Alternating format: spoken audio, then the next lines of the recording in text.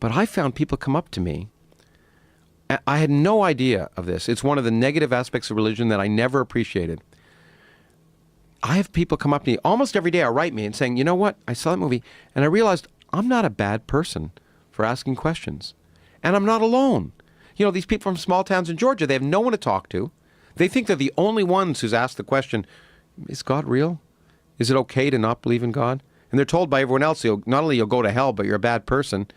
And suddenly they discover that's not true. Do you think that religion in its earliest stages was, in a sense, primitive man with no science trying to figure out the world and trying to have some sort of rules, like almost like a scaffolding? It was their effort to understand the world around them based on what they knew.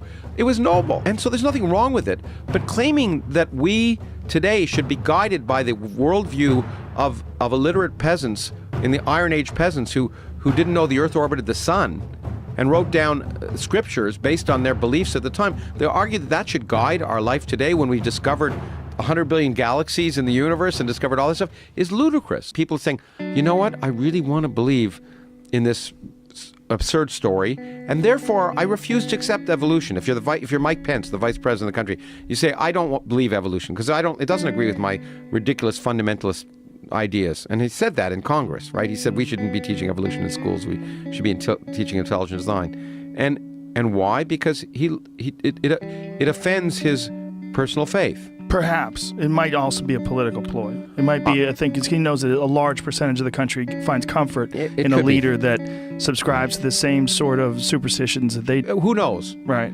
But the point is that we should realize that that we shouldn't listen to that kind of nonsense. Right. Because there are a lot of people in this country who do think that evolution directly confronts their belief in God, or the Big Bang directly confronts their belief in God, and therefore they don't want their children to learn about that.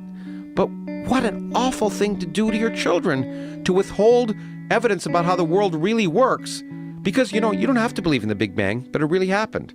These concepts of a deity and the possible existence of a purpose of the universe are very deep and subtle concepts, and to expect a 3-year-old kid to ram that down a 3-year-old kid's throat is unfair, because the kid can't address it. It ends up being internalized in ways, and a lot of people, I hear a lot of people who've had deep religious educations who say, it's hard to outgrow that, because when that's thrust into you as a child, it's really hard to ever overcome it. The guilt feelings that many religions introduce, the fundamental notion that you're ultimately sinful, and no matter what you do is sinful, is something a lot of people have hard times with. Well, it's really baffling when you talk to people about the Bible and the Old Testament versus the New Testament, and they don't even understand where the New Testament was created by Constantine and a bunch of bishops. They threw a bunch of stuff out. And by the way, they think it's kindler or gentler. People say the Quran is violent and vicious. Read the Old Testament. You're supposed to stone your kids if they disobey you. Yeah.